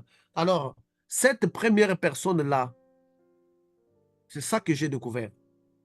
Ce premier couple-là, D'accord. c'est là où j'ai découvert que nous avons des cousins qui nous ressemblent, qui sont, nous sommes séparés par des années-lumière de distance. Je ne sais pas combien de temps que ça va prendre à la science. La question que les gens vont se poser, ils vont dire, depuis quand l'humain ne connaît pas des choses qui se passent sur Terre? Nous avons été ici dans ce monde pendant longtemps, mais ce n'est qu'en 1492 qu'on a découvert un autre peuple appelé les Amérindiens. Oui. On ne savait même pas que dans notre même planète, il y avait des gens qui nous ressemblaient, qui avaient la peau rouge. Oui. On a découvert qu'en 1492 avec Christophe Colomb, bien de temps que les gens disent que les Vikings ont découvert ça 500 ans avant Christophe Colomb. Bon, ça, c'est théoriquement. Mais officiellement, dans les documents, Christophe Colomb va découvrir l'Amérique en 1492. Donc, il y avait des peuples, des humains comme nous dans cette planète, mais on ne connaissait pas leur existence. En premier, d'abord, l'Européen avait découvert l'Africain noir. Il pensait que l'Africain était un animal. Est-ce que l'Africain, parce qu'il y avait eu un débat dans le Vatican, est-ce que l'Africain avait une âme ou pas? Est-ce qu'il avait un esprit ou pas? Jusqu'à ce qu'un pape viendra pour dire que oui, effectivement, l'Africain a une âme. Parce qu'on ne connaissait pas cette race-là. On découvre d'abord l'homme noir. Et après, on découvre la peau rouge, les Amérindiens. Donc, les découvertes, en ce moment-là qu'on a découvert l'Amérique, la Bible était écrite. Quand on a découvert l'homme noir, la Bible aussi était écrite. Mais cela a été vite accepté parce que nous avions des preuves palpables. On a trouvé un moyen de les annexer dans la Bible. Pour la simple raison, parce que quand vous voyez l'Amérique et la Russie, il y a des zones qui sont presque à 17 km seulement, je pense. La zone, là, le ruisseau, donc, En passant par le pôle Nord, en passant par le voilà. cercle arctique. Oui, voilà. Oui. Donc, on suppose que s'il y a vraiment eu le claquement de la plaque, donc ces parties-là pouvaient être collées, ce qui a permis à un peuple d'immigrer d'un coin donné à un autre. Oui. Ça, les gens vont dire, mais écoutez, mais avec ce genre de révélations-là, comment est-ce que dans la Bible, les plus grandes révélations nous sont données par des hommes de Dieu. Ésaïe a vécu 700 ans avant Jésus-Christ de Nazareth. Si nous pourrons lire les chapitres d'Ésaïe, là où il parle de la terre. Lis-le, s'il te plaît. Dans la Ésaïe, Sainte Parole de Dieu, le livre d'Isaïe, chapitre 40. Que je commence 22. du début? Non, 22. 40-22. 22. Verset 22, je vais commencer au 21, s'il vous plaît. Oui. Ne le savez-vous pas? Ne l'avez-vous pas appris? Ne vous l'a-t-on pas fait connaître dès le commencement? N'avez-vous jamais réfléchi à la fondation de la terre? Verset 22. C'est celui qui est assis au-dessus du cercle de la terre, et ceux qui l'habitent sont comme des sauterelles. Il étend les cieux comme une étoffe légère, et il les déploie comme une tente pour en faire sa demeure. Ok. Verset... Amen. Amen. Amen. Verset 20. Ok. Amen. Oui. Ça, c'est le verset 22. Ici, on nous dit que Dieu est assis au cercle de la terre. Donc, si vous voulez sphère. Au-dessus du cercle de la terre, oui. Donc, sphère, parce que quand Oui. vous regardez des loin, même vous, quand on voit des photos, on voit que la terre est ronde. C'est un cercle. Oui. Parce que Oui. le mot ronde, là, c'est un mot français. Mais dans plusieurs langues, on dit cercle. Le mot le plus ancien, c'est un cercle. Ronde, là, c'est l'amélioration de la langue française. On va dire ça, c'est romain. On disait c'est un cercle. Parce que c'était le premier, parce qu'au départ, on est parti des mondes des signes, où on dessinait un cercle, on dessinait un carré, un rectangle, voilà. Un Donc, quand on disait triangle. cercle, des triangles, quand on disait cercle, on voulait dire quelque chose qui était rond. À cette année-là, c'est 700 ans avant Jésus-Christ. Galilée viendra entre 1500 et 1600. Donc, Oui. 2200 ans après, c'est là où Galilée va dire que la Terre est ronde. Oui, Qui a précédé la science? Ce n'est pas les hommes de Dieu. bien sûr. Pas Isaïe a dit, parce que Galilée, c'était un chrétien. Oui. Galilée avait déjà connaissance de ces versets-ci. Galilée n'est pas la personne qui a découvert que la Terre était ronde. Parce qu'Isaïe l'avait déjà vu. Il a dit avec précision que c'est les cercles. Quand l'Apocalypse nous parle de 4 coins, là, il s'agit de 4 points cardinaux. Nord, sud, est et ouest. Mais Isaïe déjà le disait que la Terre était en forme de cercle. Prenons Job. Job 26, verset 5. Il est écrit, « Devant Dieu, les ombres tremblent au-dessous des eaux et de leurs habitants. » Verset 6. « Devant lui, le séjour des morts est nu, l'abîme n'a point de voile. » Verset 7. « Il étend le septentrion sur le vide, il suspend la terre sur le néant. » Amen. Amen. Ici, Job déjà qui a vécu avant même Moïse, avant Esaïe. Donc, on peut lui attribuer plus de 4000 ans avant. Il disait déjà que la terre est suspendue dans le vide, que le néant. Nous voyons que les découvertes des mondes ou du monde sont passées d'abord par des vrais serviteurs de Dieu, avant que la science puisse s'en accaparer. Parce que la science peut dire que c'est Galilée qui l'a découvert en 1500, je ne sais pas, 62 ou quoi. Non, non, la science aujourd'hui, enfin, la science à un moment s'est trouvée devant un dilemme parce qu'à l'époque, le Vatican, si nous remontons dans l'histoire, le Vatican était assez à la recherche des sorciers et était très violent envers ceux qui ne disaient pas les choses que disait la Bible, alors que eux-mêmes masquaient ces choses de la Bible. Car comme vous l'avez dit, Isaïe l'avait dit, mais par rapport à la science même, l'archéologie était déjà en contradiction avec la pensée de l'époque qui disait que la Terre était plate parce que les Égyptiens, les Babyloniens, les anciens royaumes dont on voit les vestiges aujourd'hui, dessinaient les étoiles et les astres du ciel sous la forme ronde. Sous la forme ronde. Et effectivement, comme vous le dites, que beaucoup de révélations sont venues des hommes de Dieu, je voudrais même aller plus loin en disant que beaucoup de révélations sont venues de la parole de Dieu, parce que aujourd'hui, les premières cartes du monde sont venues de la Bible. Les premières cartes des eaux, des mers, sont venues de la Bible, effectivement. Amen. Donc, par ici, nous voyons que les hommes de Dieu, la Bible, elle a donné des révélations, mais nous n'avions pas de preuves tangibles, matérielles en fait, pour les démontrer. En fait des comptes, quand ils ont découvert que les hommes de Dieu avaient raison, qu'est-ce que les scientifiques ont fait? Ils ne sont pas revenus vers nous pour présenter des excuses. Jamais. Moïse peut écrire dans le livre de Genèse que l'homme était tiré de la terre, mais c'était un dilemme, une contradiction avec la science qui disait que l'homme n'était pas tiré de la terre. Mais aujourd'hui où on parle, la science a découvert 28 éléments de la nature dans le corps de l'homme, de la terre. Donc les cobaltes, l'or, les zinc, le fer, L'uranium, l'uranium, le 28. thorium. Donc, Oui, les scientifiques ne sont plus jamais revenus pour dire que non, Moïse avait raison, que l'homme était tiré de la terre. Donc, nous et les scientifiques, aujourd'hui, on est d'accord que l'homme est tiré de la terre, l'homme répare à la terre. amen. Parce qu'à l'époque où Moïse avait dit cela, on avait dit que Moïse, c'est quelqu'un qui avait le mental troublé. Il ne savait pas ce qu'il écrivait. Mais avec le temps, Moïse est arrivé à les démontrer. Mais d'où venaient ces choses-là? Ces choses étaient si longtemps dans la Bible. Amen. Qu'est-ce que j'aimerais dire par là? Aujourd'hui, il est temps que le monde sache que nous ne sommes pas l'unique création de Dieu. C'est vrai, nous sommes les descendants d'Adam. Parce que la Bible est un livre des fils d'Adam. Ce n'est pas un livre universel. Dans ce sens que la Bible ne parle pas de la création des anges ainsi qu'autres. La Bible est un livre donné aux fils d'Adam.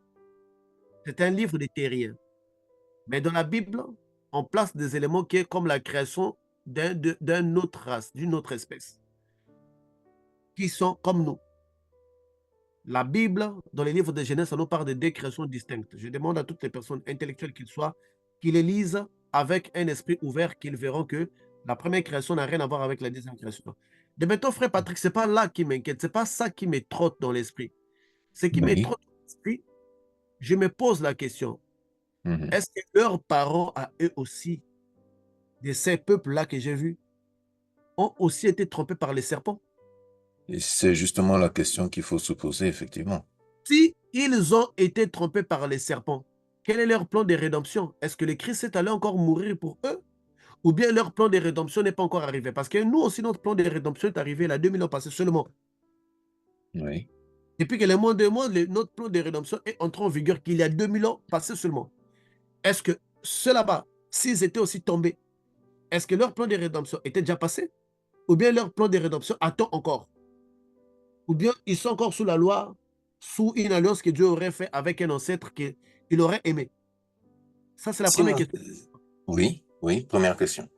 Et la deuxième question, je me dis, si ils avaient résisté au diable, ça veut dire qu'ils l'ont pétiné. Il n'a pas pu avoir l'impact. Ça veut dire que ce peuple-là, ils ont accès à l'arbre de vie Oui. pour se maintenir en vie. L'être que j'ai vu là, il a combien d'années? Mhm. Mhm. Ça pose en effet beaucoup de questions parce que s'ils n'ont pas subi le même processus, normalement, si on revient à la même époque de la création, le statut que Adam a sur la terre avant la chute, ont-ils le même à leur niveau? C'est ça en fait, Puisqu'ils ont, parce que ils ont été créés le 6e jour, donc après tout. après tout, euh, je pense que, voilà, donc, frère, je prie vraiment le Dieu du ciel. Je prie le Saint-Esprit, lui qui m'a ouvert ce chemin, d'aller voir ce peuple-là. Il m'apporte plus d'éléments.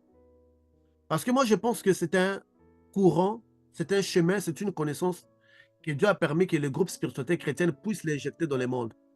Même si cette découverte de ce peuple-là venait se faire après 20 000 ans, après 40 000 ans, on saurait quand même qu'il y a un groupe de gens qui l'affirmaient déjà. Parce que Dieu nous a permis de les voir. Et dans ces groupes ici, on a aussi reçu des témoignages d'une sœur aussi qui a aussi vu la La même même chose, effectivement, nous allons écouter passer comme ça. le témoignage de la sœur Karine. Oui, shalom, frère et sœur. Du coup, Oui. c'est pas vraiment un témoignage, c'est un songe que j'ai eu et c'est suite au songe et à l'expérience, au témoignage du frère Patricio que ça m'a fait penser à ça et que je voulais en parler. Et en fait, du coup, ça s'est passé la semaine dernière, ce rêve que j'ai fait. Et en fait, c'est comme si on aurait dit je marchais quelque part et puis d'un seul coup, je montais au toit d'un bâtiment. Et en fait, je marchais super vite parce qu'il y avait des méchants qui voulaient, on aurait dit, partir avec moi, prendre ma place. Et quand je suis arrivée, on aurait dit comme si c'était une sorte d'échelle antenne que je devais me mettre dessus ou coller de dos. Et je me suis envolée dans l'univers, on va dire dans l'espace. Et je voyais des petites étoiles, mais je voyais pas vraiment super bien parce qu'on aurait dit que c'était assez rapide. Mais je voyais juste le processus que je décollais vraiment de ce toit et que j'atterrissais dans l'univers. Et d'un seul coup, je suis arrivée, on aurait dit, dans une autre civilisation. Et en fait, c'est comme si je voyais la différence, que c'était une autre civilisation, que j'avais été dans cette planète. Je ne sais même pas si c'était une planète. Je me suis juste retrouvée à table avec d'autres personnes où on discutait, on était dans la joie, dans l'amour, dans la paix. Et j'étais vraiment contente d'être là. Et à un moment, je suis sortie de la table et je devais aller ailleurs. Mais on aurait dit j'étais consciente, éveillée, que j'étais pas dans la planète où je vivais habituellement. Et je marche, je dis, ah, mais je suis trop bien ici. J'ai envie de rester ici. Et je me penche la tête. C'est comme si je vois une porte où je voyais, je crois, des pompiers en train de travailler.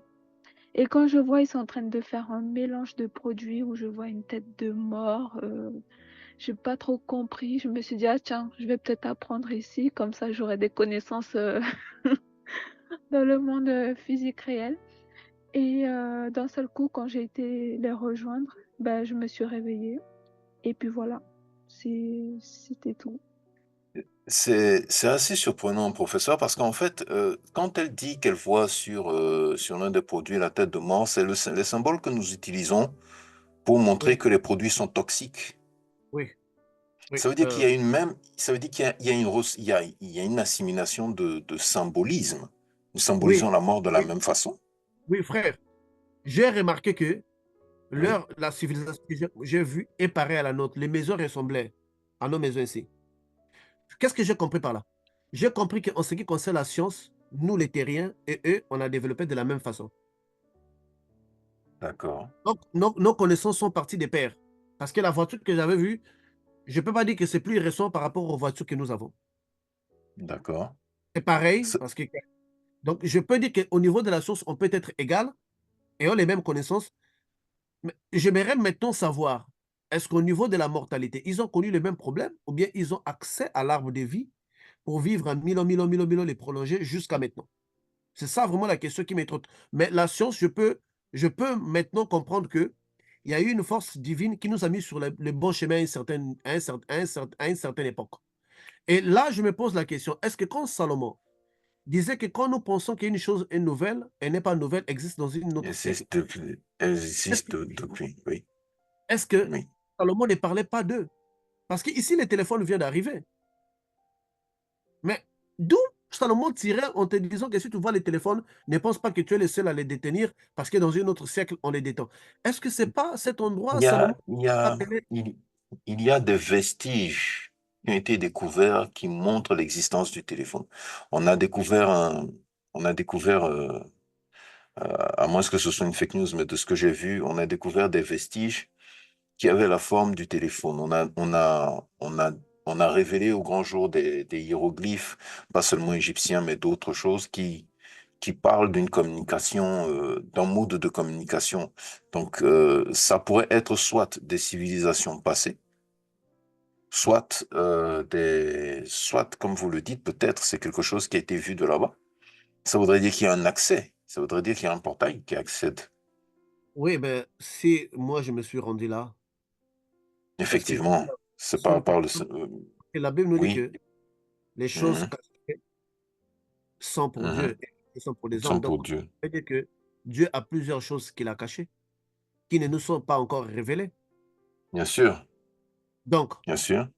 la question que si moi j'ai eu accès, je ne pense pas que je suis l'unique personne au monde qui peut avoir l'accès, parce que la sœur aussi vient de dire quelque chose de pareil. Et la question que je me pose, est-ce que l'accès dans ce monde-là, pas dans ce monde, parce que quand on est dans ce monde, c'est comme si on est dans un autre monde, on est tous les physiques. Dans cette Ouais. planète du physique, est juste en esprit, ou bien on peut le faire avec notre corps physique. Mais Et vous disiez que vous étiez... Oui, oui, la question que je me pose, est-ce que des gens qui ont été enlevés dans leur corps physique, des gens comme Élie, comme Enoch, étaient-ils directement partis au ciel ou bien ils ont été emmenés pour aller accomplir une mission ailleurs dans des endroits comme celui-là? Je me pose tant de questions. à juste titre. Je me pose des Déjà, questions. Je n'ai pas de déjà, réponse. non, déjà, si la réponse doit venir par une expérience comme celle-ci, une révélation comme celle-ci, nous ne pouvons pas avoir de réponse avant qu'elle ne vienne.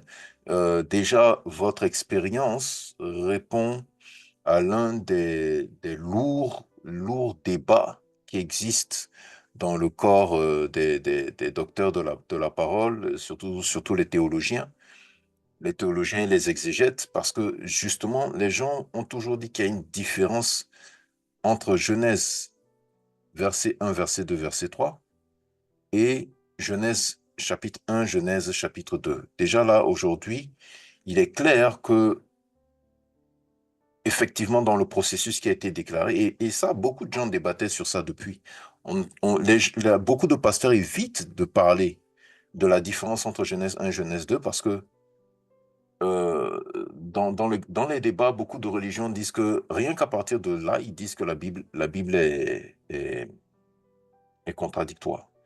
Mais votre expérience donne la réponse. Votre expérience donne la réponse. Parce qu'effectivement, nous voyons bien dans Genèse 2, l'Éternel prit l'homme et il vit, il forma devant lui les animaux. Oui. Chose qui n'est pas dans Genèse 1. Non. Dans Genèse 1, l'homme et la femme sont des héritiers. Mais dans Genèse 2, ils sont des témoins. L'homme est le témoin. Il est la première création et la femme est la dernière création. Et ce sont ceux-là qu'on appellerait Adam, qui sont nos ancêtres. Et je me pose la question, leurs ancêtres à eux, c'est qui? Ce qui me trotte à l'esprit, j'aimerais juste savoir s'ils ont connu la chute. S'ils ont connu la chute, c'est quoi leur plan de rédemption? S'ils n'ont pas connu la chute, donc eux, ils ont accès à l'arbre de vie. Avant même d'aller jusqu'à la chute, il faudrait déjà voir quelle a été leur loi. Parce que si nous avons été les témoins, que eux, ils ont été les héritiers, c'est pas les mêmes règles. Oui, mais c'est ça, justement. Ce n'est pas le même règle, parce que de voir Genèse 1 qui bascule vers l'origine encore, on en parle deux fois des origines. C'est comme si le premier n'était pas expliqué. De maintenant, on peut tomber sur le différent, non, ça c'est égyptaire, ça c'est nous qui l'avons nommé comme ça. Mais une terre est une terre, que ce soit ici, que ce soit ailleurs, et c'est une terre. Si on doit l'appeler terre, c'est une terre. Cette différence, les différences, ça c'est nous, les humains. Mais si vous prenez une terre en Afrique, une terre en Algérie, c'est toujours une terre. Donc si on prend une terre dans notre planète, une terre dans une autre planète, c'est toujours une terre. Oui. Donc, c'est tout à fait normal que la Bible appelle cela deux terres. Je l'ai vu physiquement. Je l'ai vu dans les physiques. Je l'ai vu au cours d'un voyage. Aucune personne ne peut m'enlever ça parce que je l'ai vu. J'ai toujours préservé les écrits, la doctrine, telle qu'enseignée par la masse. Mais avoir touché à cette révélation ici, cela a fait de moi un penseur. Donc, toutes mes nuits, je réfléchissais. Et Et ça, alors, c'est normal. ça s'est C'est passé normal. le 17. Mhm. Suite à l'expérience de la mort que j'avais eue, je vivais dans l'incertitude. Je ne savais pas quand est-ce que l'Éternel voudrait me reprendre. Est-ce que cette fois-ci, je vais aller en avant? Est-ce qu'il va encore venir? Ce matin, à 4 heures, avant 4 heures, parce que je me suis réveillé à 4 heures, j'ai eu une autre expérience dans laquelle je me trouvais, moi et les gens du groupe Spiritualité chrétienne, Mhm. enfermés dans une grande parcelle, mais il y avait des portails partout. Parce que pour la simple raison, à l'extérieur, il y avait une pluie, c'était tout noir les cieux, une pluie grave comme à l'époque de déluge. Alors moi, j'essaie de protéger les gens du groupe Spiritualité chrétienne. On se cache maintenant dans cette maison-là. La sœur, j'ai dit, me pose la question, mais professeur, pourquoi tu ne veux pas qu'on ouvre les fenêtres? Pourquoi on regarde à l'extérieur? J'ouvre un peu, je dis, tu vois à l'extérieur, il y a une grande pluie qui est en train de ravager, c'est la colère, j'ai nommé même ça, c'est la colère de l'Éternel dans la vision. Mhm. Alors, comme dans l'endroit où on était resté là, on n'avait rien à presque, bon, je ne sais pas si on avait rien à manger, je priais à ce que la bande tombe. Quand j'ai commencé à prier, des montres sont commencées à tomber du ciel. Mais c'était en forme de jouets. Des Mhm. montres tombent, trois qualités de montres. Montre à bracelet, chrono et une autre qualité. Mhm. Et puis on a dit que non, ben, comment est-ce que, dans les songes, on appelait ça la manne. J'ai dit, bon, Mhm. on va balayer ça parce que je n'en ai pas besoin. Quand on a balayé, on a mis dans les sacs. Je me suis dit, non, mais je ne peux pas laisser ces montres-là partir, mais que ça peut être des montres en plastique. Je vais en prendre deux. J'ai pris un chrono et j'ai pris une montre à bracelet. Frère, quand j'ai pris une montre à bracelet, on avait déjà dégagé des poubelles, on avait mis à l'extérieur. Je me suis rendu compte que c'était de l'or pur, l'or rouge et l'argent mélangé qui faisait cette montre. Derrière, il y avait euh, une ronde comme ça, comme un globe terrestre Mhm. que j'ai vu. De béton, j'étais tellement émerveillé de voir la qualité de cette montre-là. J'ai dit, ah, si ça, on va les vendre aux enchères, ça doit être très cher parce que ça vient du ciel. Et c'est là où maintenant, le Saint-Esprit me fait comprendre que cette montre que tu portes dans ta main droite, c'est pour gérer ton temps, comme tu le voudras. Les chronos, parce que j'avais mis les chronos dans ma poche, c'est pour gérer ton emploi de temps spirituel par rapport à l'enseignement que j'avais donné hier sur le chrono. Donc, en somme, j'ai reçu une montre que j'ai mise sur ma main gauche, qui est de l'or rouge et de l'argent, mais une très belle montre. Dans le côté là où on fait pour épingler dans l'autre bracelet, ça piquait, c'est un peu blessant. Si tu fais une erreur, ça peut te blesser. Mais une montre Deluxe, je l'ai portée parce que la montre venait du ciel. Et l'esprit me fait comprendre qu'il me dit que non, Moïse aussi portait la même montre. Moïse aussi avait ça. Il avait la capacité de gérer son temps. Et Élie. Quand je me réveille, je me rappelle et Élie aussi, parce qu'Élie savait les jours où il devrait partir. Il avait planifié. Il voulait même laisser Élisée. Oui. Parce qu'il avait son temps, il savait. Et il savait que son temps pressait. Il disait, attends-moi, va à gauche, moi je vais à la droite. Élisée disait, je ne te lâcherai pas doucement parce qu'il voulait partir. Il avait un contrôle sur son temps. Chose que David n'avait pas. Parce que David dit dans l'épisode, apprends-moi à lire mon temps. Donc, il y avait des gens dans le passé qui avaient cette montre. Je ne sais pas si eux aussi ils appelaient ça une montre, mais qui avaient ces gadgets-là pour voir le temps ou pour gérer leur temps de leur mission. C'est là où le Saint-Esprit me fait comprendre que ce que je t'ai donné là, c'est pour te donner désormais les contrôles sur ton propre temps de vie, pour que tu puisses toi-même les gérer. Et j'étais émerveillé. Gloire à Dieu. Professeur, est-ce que dans le songe, on a récupéré les montres qui étaient dans la poubelle? Non, mais je suis réparti dans la poubelle, il y en avait tellement beaucoup. Moi, je pense que ces montres étaient tombées pour toutes les personnes de la spiritualité chrétienne. Amen. C'est là où je me rappelle. Mais par ignorance, on a tout mis de la poubelle. Mais on a récupéré, n'est-ce pas? Non, on n'a pas récupéré parce que quand je suis réparti dans la poubelle, quand j'ai vu que ces montres, c'était de l'or, ça nous permettait de gérer notre temps sur le monde. J'ai dit, on va ouvrir les poubelles, je vais récupérer d'autres montres par rapport à leur valeur. Mes frères, j'ai ouvert les poubelles, je n'ai pas pu récupérer d'autres montres.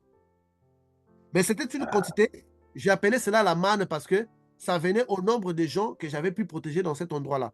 Il y avait toutes les staffs du groupe, il y avait la sœur Jenny qui était là. Je me rappelle même avoir blâmé la sœur Jenny. Mais voilà pourquoi je vais appeler encore l'attention des gens qui sont dans les groupes spiritualité chrétienne. Nous devons être réveillés dans les enseignements que nous recevons tous. Parce que la quantité de montres qui sont tombées, c'est tombé pour tout le monde. Mais on a commis l'erreur de tout balayer. Mais moi, par réflexe, je dis, mais non, je vais garder au moins 2. Mais on avait 3. Les 3e, je n'ai pas gardé, j'avais mis dans la poubelle. Dès que j'ai touché, je me suis rendu compte que c'était pas de plastique. C'était de l'or qui pèse. Vraiment de l'or. J'ai dit, mais ça a beaucoup de valeur. Dans les sons, je me dis même que si je vends ça aux enchères, le simple fait que je dirais que cette montre vient du ciel, ça peut coûter même des milliards. Je dis, je ne les vendrai pas parce que ça vient du ciel. Et c'est là où maintenant l'Esprit de Dieu commence à me parler. On me dit que non, Moïse aussi avait la gestion de son temps lui-même. Et d'autres. J'ai compris aussi, Élie aussi en avait. Il pouvait voir son temps de quitter ou le temps d'aller. Mais je regrette amèrement parce que les gens du groupe Spiritualité chrétienne m'ont aidé à balayer, à mettre ça dans des sacs de poubelles noires pour aller jeter à l'extérieur. Et cette partie de la vision m'inquiète un peu de dire, est-ce qu'il n'y a pas une certaine négligence dans les enseignements? Parce que moi, j'ai gardé la montre. Là, je fais un vœu de ne plus mettre une autre montre dans ma main gauche. Je ne peux plus porter. Je dois maintenant porter toute montre que j'aurai dans ma main droite. Si les gens m'appellent que non, ce sont des femmes qui portent comme ça, c'est votre problème. Je ne vais pas mettre Moi, mon bracelet, mon poignet gauche, depuis tout petit, n'a jamais accepté les montres. Je mets une montre au poignet gauche, elle s'en va. Au bout d'une semaine, elle va tomber, je ne saurais pas où elle est tombée. Si je ne vois pas quand elle tombe, je vais la perdre. Je porte toutes mes montres. La sœur private peut confirmer. Je porte toutes mes montres. Tout ce qui est bracelet, montre ou quoi que ce soit, c'est au poignet droit. Il n'y a rien qui tient sur mon poignet gauche. Donc, je prie Dieu, s'il peut me ramener dans cette vision, ou quelqu'un de groupe, pour que nous retrouvions ces montres-là pour tout le monde. L'Éternel fera grâce. C'est ça ma prière, parce que quand je l'ai pris, c'est là où j'ai réalisé la valeur de ces montres-là. Et nous sommes répartis, nous n'avons pas pu récupérer ce qui était mis dans la poubelle. Je suis content, je suis heureux. Je n'avais jamais imaginé que Dieu pouvait me donner la gestion de mon temps. Et aujourd'hui, je me sens tellement bien. Vous savez, quand j'ai eu cette vision-là, le 17, j'étais vraiment, je n'avais pas de force. Le 18, j'ai commencé à regagner des forces dans mon corps. Le 16, j'avais une force comme un bébé. Et actuellement, où je vous parle, j'ai Le de l'énergie. 19. Ah oui, le 16, comme un bébé, oui, oui. Et On a actuellement, où dit. je vous parle, j'ai vraiment de l'énergie dans mon corps d'une manière que vous ne pouvez pas imaginer. Il faut juste dire que je bénis Dieu pour cette opportunité, pour la force, pour la gestion du temps. Je bénis Dieu de m'avoir rassuré que c'est à moi de mettre fin à ma mission quand je voudrais, quand je trouverai que bon, c'est le temps de partir. C'est un énorme pouvoir que Dieu m'a remis. Je bénis Dieu aussi pour vos vies parce que c'est grâce à vous que Dieu avait réanimé mon corps. Amen. Ce pas des mots vraiment pour les dire, mais je suis que reconnaissant et je prie que le même esprit puisse toucher un d'entre nous pour qu'il ait un songe dans lequel nous allons récupérer ces montres-là parce que c'était venu par rapport au nombre de gens que j'ai gardés, que j'ai protégés contre la colère de Dieu. Mais malheureusement, par manque de réflexes, nous avions tous mis dans la poubelle et j'étais le seul à avoir gardé 2 prototypes. Je ferai de mon mieux pour récupérer le troisième prototype, je ne sais pas à quoi ça sert. Mais les 2, au moins, j'avais la signification. Mais le troisième là, par négligence, je l'ai mis dans la poubelle. Donc c'est ça l'expérience que j'ai eue. Je te remercie de m'avoir permis de les partager et Bon, je pense que tous ici, on doit travailler dans le sens de comprendre quelle est vraiment cette civilisation, dans quoi ils sont. Vous savez, dans la Bible, j'avais vu beaucoup de versets qui parlaient de ces peuples-là, de cette planète-là, mais par incrédulité ou par peur de remettre en cause la parole de Dieu, je vite passé, sans vouloir y m'attarder ni réfléchir. J'ai vu beaucoup de versets dans la Bible qui étiquaient dans cette direction-là. qui vous tiquait, qui vous Oui, tiquait dans la direction. C'est-à-dire, ça, quand ça tique, c'est-à-dire ça attire votre attention. oui, ça attirait mon attention Hmm, dans vous un, tiquez. oui, oui, dans Hmm, une autre mhm. civilisation qui serait comme la nôtre, bien que j'ai prêché ça par révélation, mais je n'avais pas de preuves visuelles. Là, j'ai vu.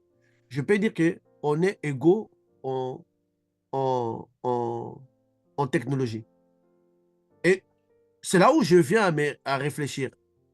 Si on n'était Hmm. pas tombé dans les péchés, on serait dans le monde physique avec la technologie que nous avions, mais sans mourir. Avec la technologie originale Oui, mais de sans mourir. l'esprit. Non, Hmm, parce que Dieu nous a fait pour cultiver la terre. Si nous avait fait pour cultiver la terre, on ne devait pas mhm. se limiter à être cultivateur. On devait aussi Bien créer. sûr. Donc, on devait Oui, aussi avoir la technologie. On devait aussi avoir des voitures. oui, Parce bien qu'on est sûr. créé comme étant des humains. On devrait mener une. Parce que quand vous déjà de travail, de cultiver la terre, on Mhm. doit toujours développer des méthodes. Donc, Bien l'homme, sûr. par là, je comprends que l'homme, la voie dans laquelle nous sommes, c'est la bonne voie. Mais c'est juste que c'est une voie que nous menons avec méchanceté. Mhm. Tout ce Amen. qui arrive à l'humanité, la technologie ainsi qu'autres, c'est dans les plans de développement de l'homme, de Dieu, pour l'homme. Mais seulement que nous avions tout détruit par les péchés. On devrait utiliser notre mental pour réfléchir, pour faire des choses, des inventions, des construire. On ne devrait pas juste habiter dans les jardins. Ça me pousse à vous poser une question. Qu'est-ce que vous pensez de l'intelligence artificielle? Bon, l'intelligence artificielle, elle est Parce que bonne. c'est l'homme qui l'a développé et un peu, c'est comme si on donnait aux machines le choix. Oui, mais l'intelligence artificielle est bonne quand elle est encadrée. Quand elle n'est pas encadrée, ça devient dangereux parce qu'on donne maintenant les libres arbitres à l'intelligence artificielle de choisir. C'est là où Mhm. les esprits peuvent se glisser. Aux États-Unis, il y a un robot Tesla qui avait tué quelqu'un, qui avait essayé de tuer quelqu'un. En Italie, je pense l'année passée, il y a quelqu'un qui causait avec l'intelligence artificielle. L'intelligence artificielle lui dit, si tu meurs, on va se retrouver au paradis. Cette personne-là s'est suicidée. Puis vous voyez dans les journaux, quelqu'un qui s'est suicidé en Italie après avoir bavardé avec l'intelligence artificielle. Il lui a dit, suicide-toi, on se verra au paradis. Donc, quelque part dans l'intelligence artificielle, il y a des démons qui sont entrés, qui ont pris possession de plusieurs secteurs. Mhm. A échappé les contrôles à l'homme parce que l'homme avait donné l'indépendance à l'intelligence artificielle. Or, nous devrions les coordonner. Parce qu'il y a un robot au Japon qui s'est suicidé à cause du travail. Or, le concepteur du robot, il a dit qu'il n'avait pas mis les programmes de suicide dans ses robots. Si vous écrivez seulement dans votre moteur de recherche, un robot travailleur qui s'est suicidé au Japon. Ces robots-là, il s'est ôté la vie parce qu'il travaillait beaucoup. Bon, attends, une machine qui se ôte la vie parce qu'il travaille beaucoup, c'est illogique. Mais cette machine s'est ôté la vie. Si un robot arrive à se suicider lui-même, donc un robot aussi peut tuer quelqu'un, bien étant que ce n'est pas inclus dans son programme. Donc, il y a déjà des volontés autres que celles des machines dans les machines. Ça me rappelle un peu le film des e-robots. Les e-robots, C'est la Corée du Sud. Oui, oui, c'est la Corée du Sud. en Corée du Oui, Sud, oui, oui. Oui, e-robots, e-robot, oui. e-robots, Ah, il y avait l'intelligence artificielle qui était devenue une entité qui avait contrôlé oui, tous les robots, les utilisant pour faire du mal aux hommes. oui. Ça me rappelle un peu ce film-là. E-robot avec Will Smith comme Oui, acteur avec... principal. oui. Et je me dis que c'est là où je dis que l'intelligence artificielle est dangereuse. Mais la civilisation que j'ai vue, en étant dans les mêmes pays d'égalité que nous, je me dis qu'il se passe quelque chose. Soit on est dans la bonne voie, mais seulement que on a introduit la méchanceté dans le développement dans lequel on se trouve. Il faudrait effectivement que l'Éternel vous accorde la grâce d'y retourner, passer un peu plus de temps. Oui, je n'ai pas eu à passer plus de temps et j'ai été retiré. Bon, je devrais passer un peu plus de temps si cet homme-là ne va pas localiser. L'Éternel fera grâce. Si c'est dans le plan de Dieu que cela puisse sortir maintenant, alors il fera grâce. Professeur, c'était effectivement une entrevue bien particulière, une expérience vraiment riche. Nous rendons grâce à l'Éternel pour votre vie. Euh, Peut-être que un jour, vous nous partagerez tous ces versets qui parlent de cette civilisation, parce que il serait bien de voir ce que l'Éternel en dit de cette civilisation. Je vais Qu'est-ce les qu'il en collecter. dit dans ce verset? Je vais les collecter. Je les repoussais parce que je me disais que bon, c'était pas compréhensible pour moi. C'était un peu contradictoire. Voilà, donc je les mettais à côté. Mais je vais essayer un peu de les collecter. Puisque là, mettons que j'ai une piste solide, je vais maintenant travailler dessus pour voir qu'est-ce que la Bible Effectivement. nous dit dans ça. Mhm. Même déjà, quand Mhm. Salomon parlait, déjà pour moi, ça sautait déjà aux yeux. Comment est-ce que Salomon dit que la technologie, on n'est pas le seul à les détenir? Mhm. Une révélation profonde. Nous n'avons pas fini de connaître Dieu. Nous n'avons pas Nous n'avons fini. pas fini de Ça, en fait, Dieu, on ne peut découvrir. pas le connaître en profondeur. Mais j'ai juste compris que Dieu est détenteur de beaucoup d'entreprises que nous appelons des globes terrestres, là où elle vit. Je me pose 1000 Mhm. questions sur cette génération que j'ai vue, cette civilisation, que Dieu nous aide, qu'il nous emmène dans ces expériences-là, à les connaître encore un peu plus, à savoir quel est leur mode de vie. Et surtout, la base spirituelle de fonctionnement avec eux. La base spirituelle, ils savaient que j'étais là. Ils ont une spiritualité développée. Ils savaient que j'étais là. Je me déplace, ils venaient dans la même direction là où j'étais. 3 fois de suite. Mhm. Mhm. Étant donné que l'autre sœur qui a eu la vision, elle a été invitée à table avec eux, forcément, oui, le niveau de spirituel est élevé. Le niveau du spirituel est élevé. J'ai pas d'autres questions, professeur. Pour Merci l'instant, beaucoup. il est question que nous puissions digérer tout cela, mais nous rendons grâce à l'Éternel pour votre présence parmi nous encore. Cela, comme je le disais, nous amène vraiment à prendre en compte la responsabilité que nous avons pour pouvoir bénéficier de tout cela, pour pouvoir utiliser notre temps à bon escient, vraiment à bon escient. Que Dieu vous bénisse, professeur. Merci beaucoup. Dieu vous bénisse. Donc, passez une très très bonne soirée, bonne semaine, frères et sœurs en Christ qui écoutez. La réflexion est ouverte, le questionnement est permanent chez l'être humain. C'est comme ça que l'être humain évolue. Et donc, nous rendons grâce à Dieu pour votre vie. Nous prions que l'Éternel nous vous donne aussi de pouvoir voir ces choses, qu'il partage cette grâce et que nous puissions tous, à travers nos plateformes, revenir nous poser les questions et les analyser ensemble. D'ici là, que l'Éternel vous bénisse et vous garde. Au nom de Jésus-Christ de Nazareth, c'était Spiritualité chrétienne. Bye bye.